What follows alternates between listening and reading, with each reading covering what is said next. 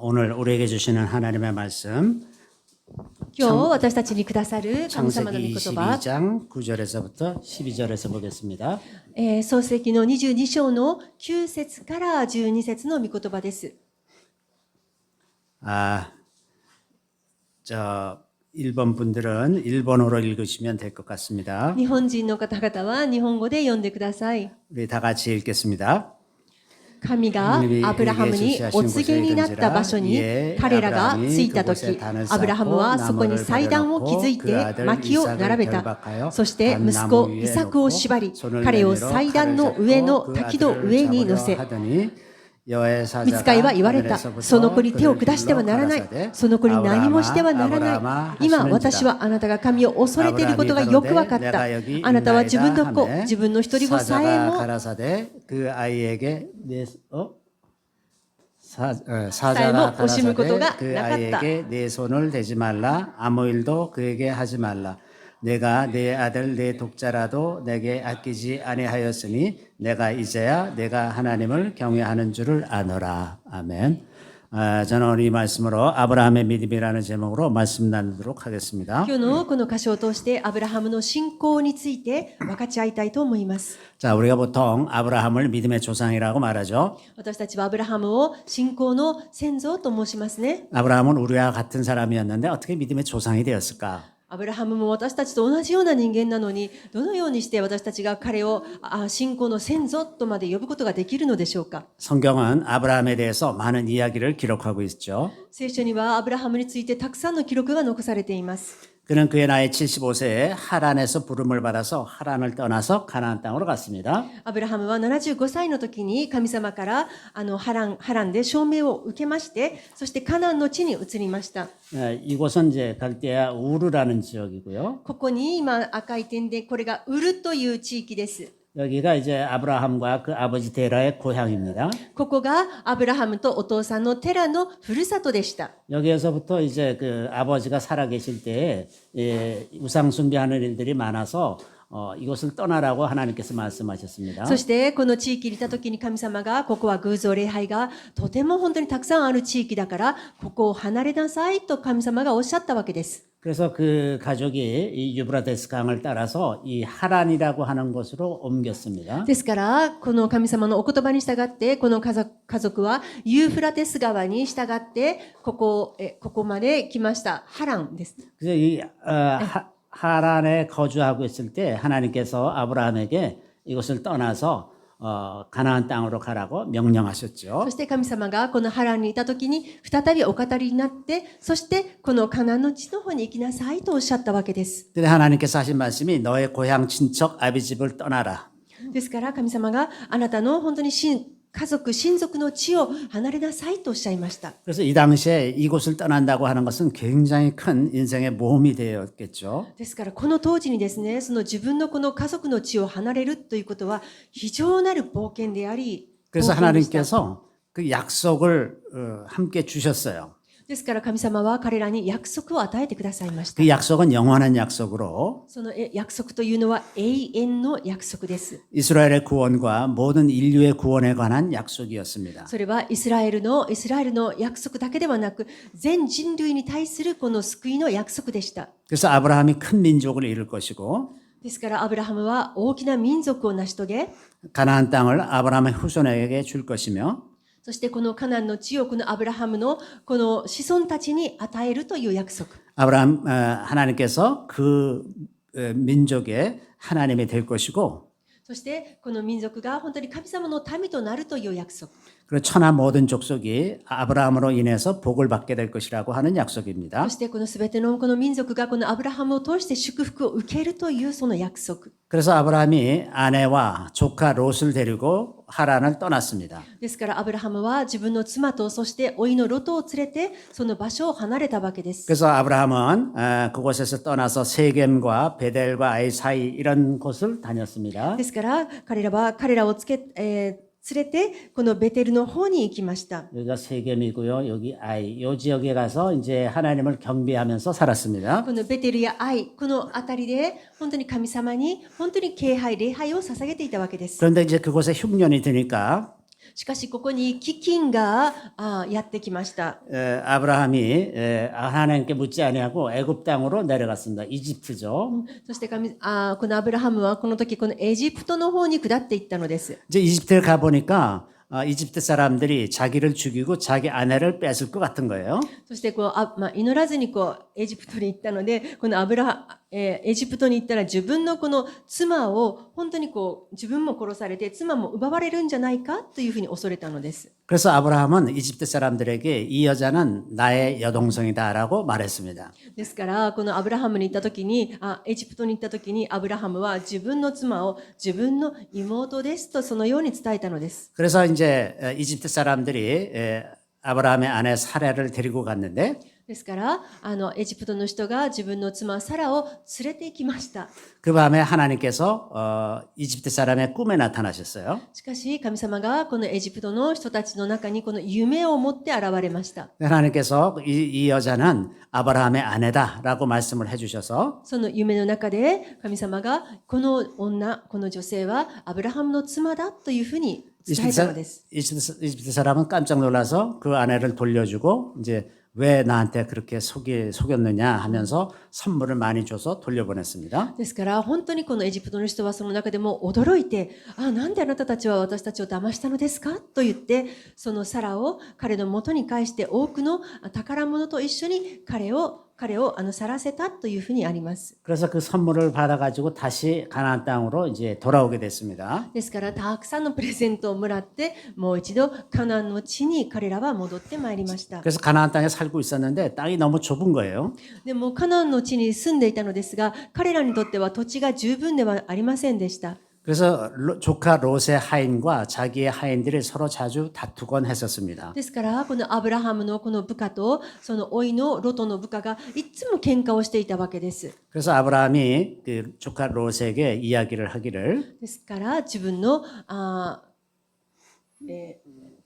조카 롯에게 이야기를 하기를 ロトにこのように言いました。 너의 하인과 나의 하인이 자꾸 싸우니까 이제 우리 서로 떨어져 사는 것이 좋겠다. 私たちの部下同士がいつも喧嘩しているからもうこれからはちょっとバラバラに別れて住むのがいいんじゃないかというふうに提案したのです。 그래서 네가 이쪽으로 가면 나는 저쪽으로 가겠다. あなたがあっちに行くと言ったら僕はこっちに行くよとそのように言いました。 그래서 조카 롯은 사람이 이렇게 눈으로 보니까 소돔과 고모라 땅이 너무나 멋있어 보이는 거예요. そうすると甥のロトはその人の目にはソドムとゴモラがとても素敵に見えたのですね。 그래서 조카 롯은 소돔 땅으로 가고 ですから甥のロトはそのソドムとゴモラの方に行き 아브라함은 그 자리에 그대로 남게 되었습니다. ですからアブラハムはそのままその場所にとどまったわけです。 그랬더니 하나님께서 나타나셔서 다시 한번 땅에 대한 약속과 후손에 대한 약속을 해주셨습니다. そしたら神様がまたもう一度アブラハムにその土地の約束と子孫に対する約束を与えてくださいました。 그러면서 그곳에 지나면서 아브라함이 85세가 되었는데 そしてそのそうこうしているうちにアブラハムが85歳になりました。 이제 하란을 떠나온 지 10년이 되지 않았습니까? ですから自分のふるさとハランを出てもう10年が経ったわけですね。 하나님이 분명히 후손이 있을 것이라고 약속을 해주셨는데 で神様は確かにアブラハムにあなたには子孫を与えるというその約束を与えてくださったのですが 10년이 지나도록 아이가 안 생기는 거예요. でも10年経ってもまだ子供が与えられていないのです。 뿐만 아니라 땅도 한 구탱이도 땅을 얻지 못했어요. そして土地の約束も与えたのに土地の一角すらもまだ得ていなかったのです。 그래서 이미 아브라함은 마음속에 자식을 가질 것이라는 희망을 버렸습니다. ですから多分もうこの時点でアブラハムはもう自分がこの子供を持つというその希望や夢というのはもう捨てていたのではないかと思われます。 그래서 하나님께 이렇게 말씀드렸습니다. ですから神様がこのようにおっしゃいました。 나는 자식이 없사오니 나의 상속자는 이 다메섹에서 데려온 엘리에셀이 될 것입니다. ですからアブラハムはこのように言ったのです。私のこのエリエゼルから出るものをそこから民族ができるというふうに彼が言ったのです。 그랬는데 하나님께서 그 사람이 아니라 네 몸에서 날 사람이 네 상속자가 될 것이다. でも神様は言いました。いや違う、その人じゃない。あなたの腰から出るものがあなたの後継者となるとそのように明確におっしゃいました。 그러면서 하나님이 또 그 땅도 분명히 너와 너 자손에게 줄 거다. 이렇게 말씀하시는 거예요. そして神様はもう一度明確にその土地はあなたとあなたの子孫に与えるとそのように語られたのです。 아니 10년이 지나도록 아이도 하나 없는데 어떻게 땅까지 다 주신다고 말씀하십니까? でまだ10年経っても子供すらいないのにどうやってその土地を与えるとそのようなことをおっしゃったのでしょうか。 그것을 어떻게 할 수 있겠습니까? それをどのようにしてそれをなすことができますか。 그랬더니 하나님이 그날 횃불을 지나가게 하시면서 자기가 목숨을 걸고 약속을 하셨습니다. でその時に神様はご自身の命をかけてこの松明の火を通り抜かせることによって約束を与えられました。 그래서 아마 아브라함은 하나님이 약속하셨으니까 이제 곧 아이가 생기겠지라고 생각을 했어요. ですからアブラハムの立場としては神様が命をかけた約束をしてくださったからもうすぐに次は子供ができるであろうと信じたと思います。 근데 또 약속이 아이가 안 생기는 거예요. でもなおも子供が与えられないのです。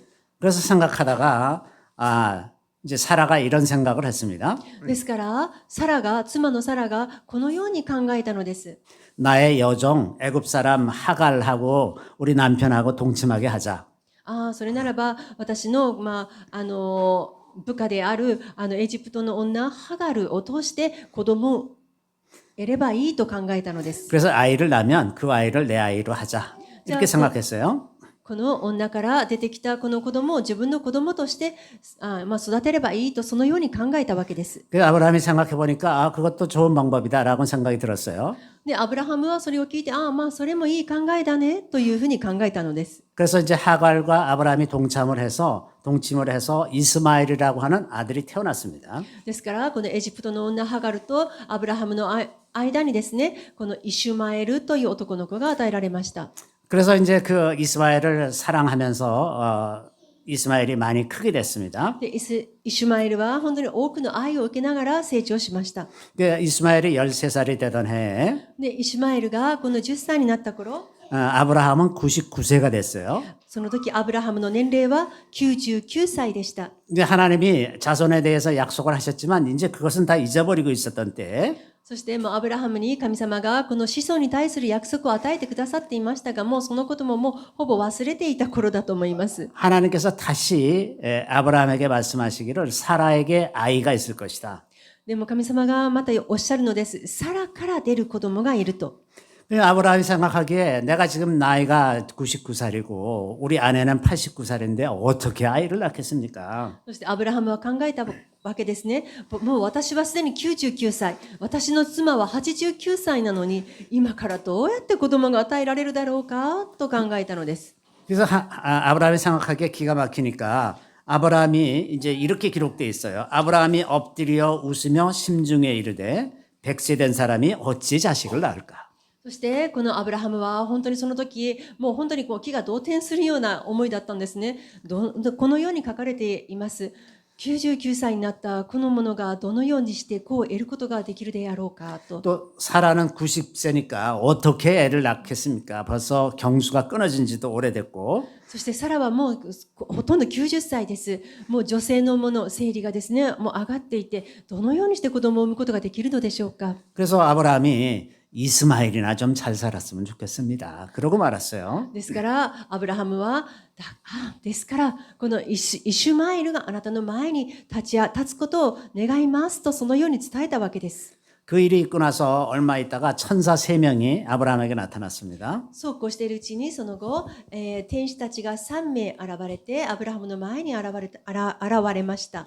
그래서 천사가 이 아브라함에게 내년 이맘때에 네게 아들이 있을 것이다. 이렇게 말씀하시는 거예요. その時この3人の天使が来年の今頃あなたには子供が与えられていると伝えたのです。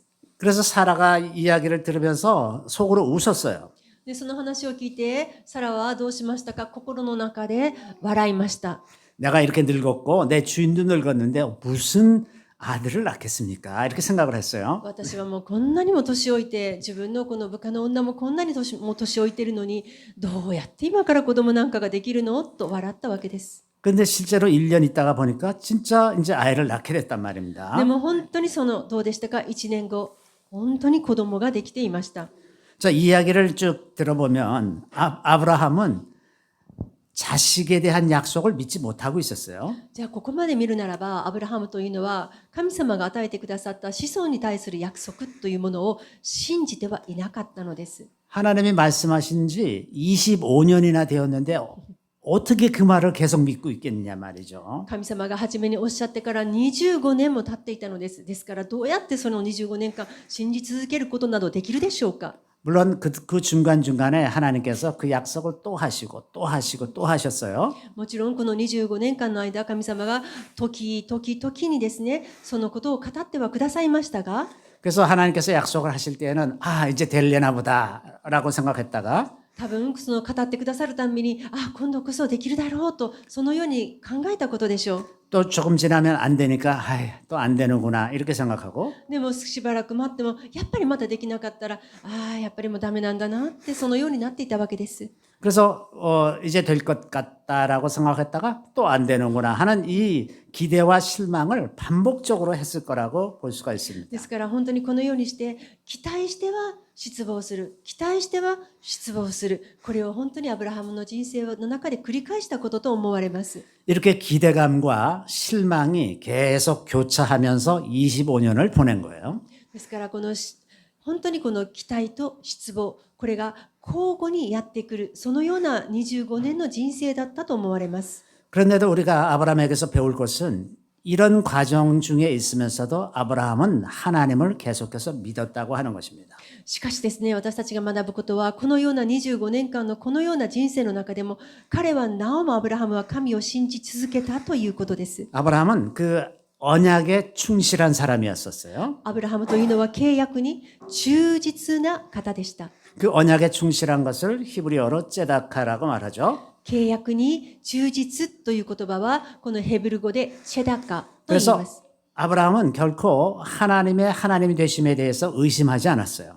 ですから彼はこの神様に対してこの配信とか疑うということはありませんでした。 비록 그의 약속은 믿지 못할 것 같은 생각이 들 때가 많이 있었지만 この神様のその約束に対して本当に信じるのが難しいという部分はありましたけれども、 하나님을 하나님으로 믿는 데에는 의심이 없었습니다. しかし神を神として信じるというこの部分において彼には一点の曇りもありませんでした。 그래서 마침내 그 약속이 이루어져서 아들을 낳았는데 そしてついにこの子供が与えられるのですが、 이제 아들이 많이 커서 이제 그 장성하게 됐는데 そして子供が非常に成長して大きくなっていくのですが、 그래서 아브라함의 마음에는 아 이제 하나님께서 약속하신 바를 이루셨구나 하고 감사하면서 지내다가 ですから本当にアブラハムは神様が本当におっしゃったことを今全部成し遂げてこのようになったんだなというふうに考えていたのですが、 어느 날 갑자기 하나님께서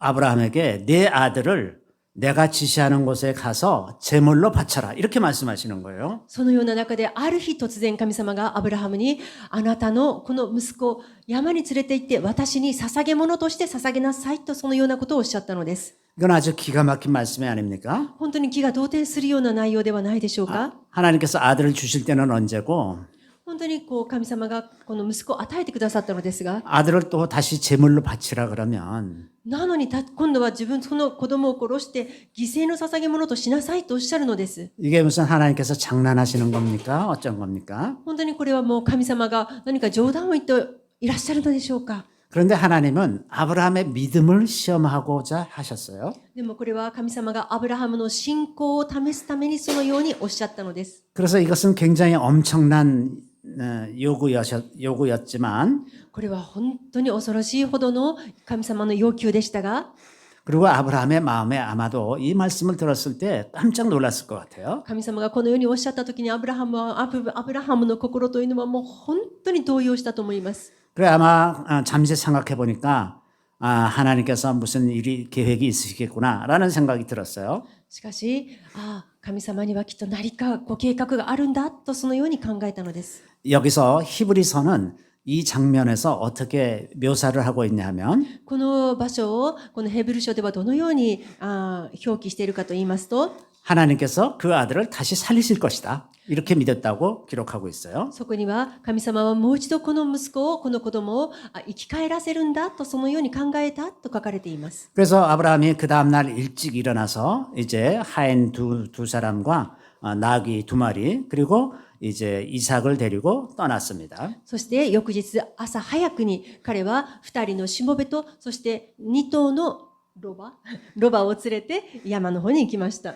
그래서 가는 길에 나무를 해가지고 사흘 만에 그 모리아산에 도착했습니다. そして途中でこの木を伐採して木を積んでそしてモリアの山へと向かいました。 아마도 그 아내 사라에게는 제사 드리고 오겠다는 말만 했을 것 같아요. 多分この妻のサラには神様に礼拝を捧げに行くねとだけ伝えたと思います。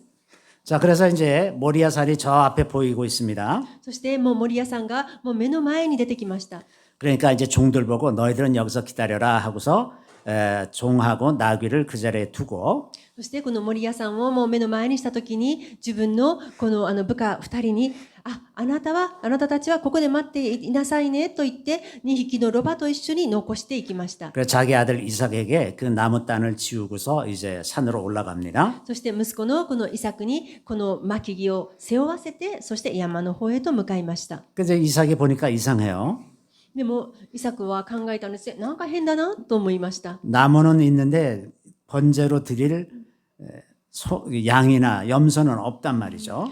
この焚き木はあるんだけれども、でも実際に神様に焼き尽くす捧げ物として捧げるその羊とかがいないんですね。 그래서 이제 아브라함에게 저 제사 드릴 양은 어디 있습니까? 이렇게 물어보죠. だからお父さんのアブラハムに、神様に捧げるための羊はどこにいますかと尋ねました。 그때 이제 아브라함이 아들에게 말하기를 하나님께서 준비하실 것이다. そしたらアブラハムは息子にこのように伝えました。それはね、神様が準備するよと伝えたのです。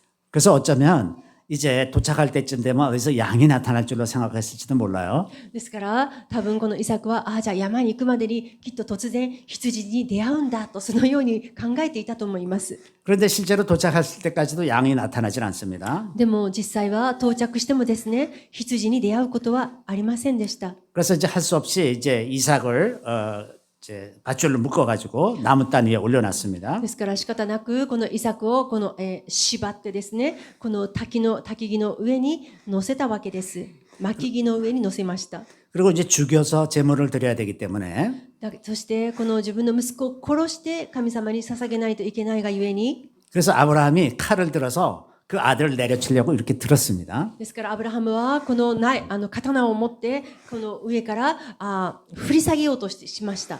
그때 하나님께서 깜짝 놀라셨어요. その時神様の方がむしろびっくりされました。 아니 얘가 진짜 아들을 드리네.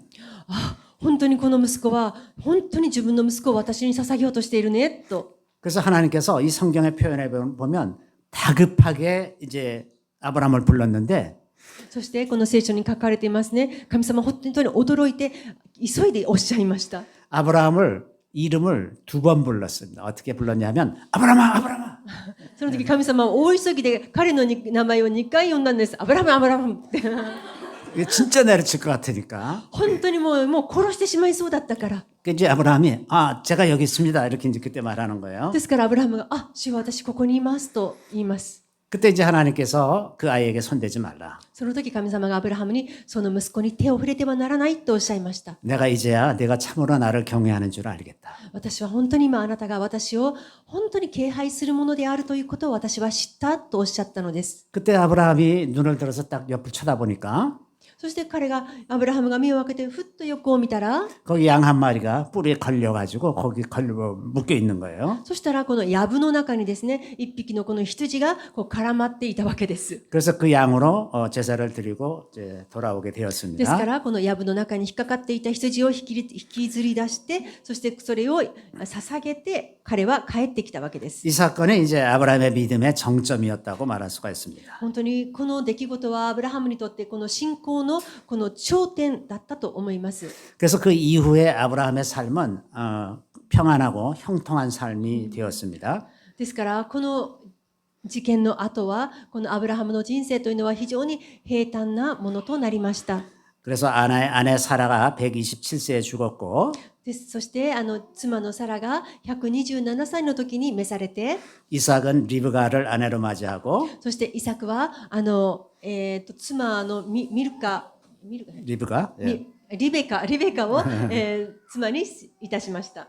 또 아브라함은 새로 아내를 얻어서 6명의 아들을 더 낳았습니다. そしてアブラハムは新しい奥さんをいただいて6人の息子をいただきました。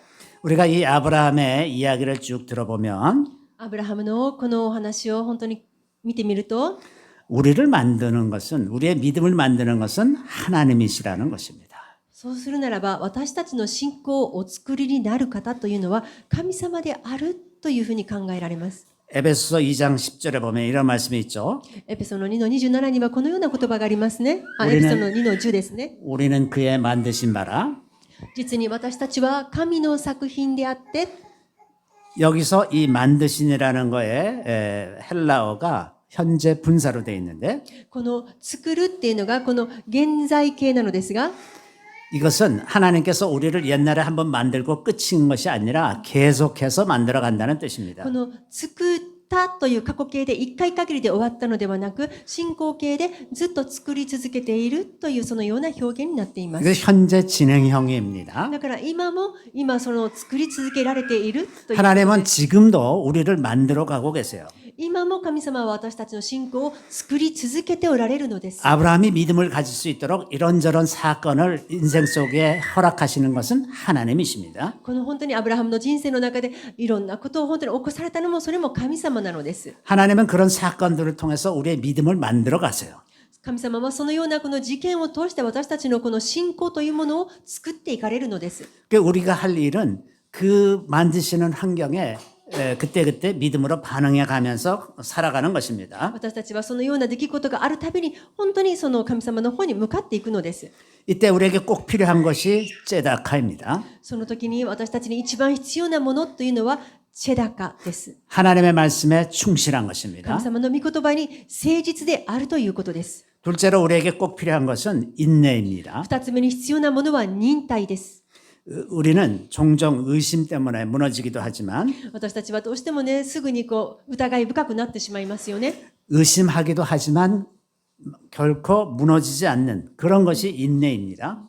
そして私たちは疑い深いんだけれども、それでも最後まで諦めずに進む。これが忍耐強いということです。 아브라함이 25년을 계속해서 하나님을 믿으니까 그 결과로 아들을 얻었는데 ですからアブラハムは25年間ずっと待ち続けたがゆえに、そのゆえに子供を与えられました。 그 25년 동안 하나님을 부인하거나 약속을 부인하지 않고 계속 받아들이고 있었다고 하는 것입니다. だから25年間彼は神様を否定することなく、その約束を本当に捨てることなく待ったのですね。 그래서 우리가 신앙생활을 할 때 가장 필요한 것은 인내라고 하는 것입니다. ですから私たちの信仰生活の中で一番大切なのは忍耐だと思います。 이런 바탕 위에서 우리 아브라함 믿음에서 귀한 것을 한 가지 배울 수가 있는데 말씀을 듣고 즉각적으로 순종하는 것입니다. ですからこのアブラハムのこの人生を見ていて私たちが学ぶことは、神様から語られたらすぐに行動に移すということです。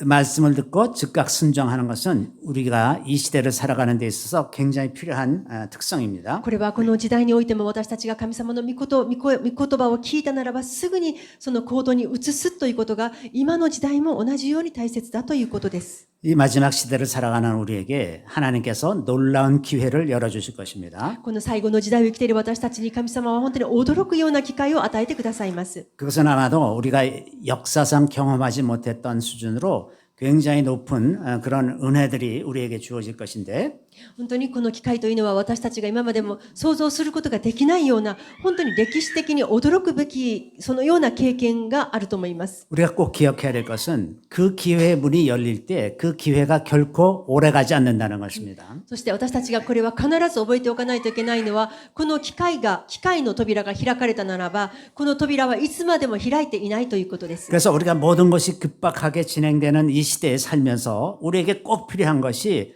즉각적으로 순종하는 것입니다. だからいつまでも開いていないので、本当に聞いたならばすぐにこの行動に移さないといけないということです。 그래서 우리가 다시 한번 정리를 하면 첫 번째는 하나님에 대한 제다카, 하나님을 신실하게 의지하는 것. ですからもう一度要約します。とても大切なことはチェダカ、神様の御言葉に契約に忠実であるということ。 두 번째는 인내심입니다. 二つ目は忍耐ということ。 그리고 세 번째는 말씀을 듣고 즉각 순종하는 そして 태도입니다. 3つ目は神の御言葉を聞いたならばすぐに行動に移すということ。 자, 이러한 특성이 이 시대를 살아가는 우리에게 너무나 필요한 특성이라는 것을 우리가 기억했으면 좋겠습니다. 本当にこの3つというのは今のこの時代を生きる私たちにとって非常に大切な要素であるということが言えます。 아브라함이 편안하게 살고 있을 때 갑자기 아브라함에게 그 이삭을 바치라고 말씀하신 것 같이 갑작스럽게 그런 일들이 우리에게 일어날 수 있습니다.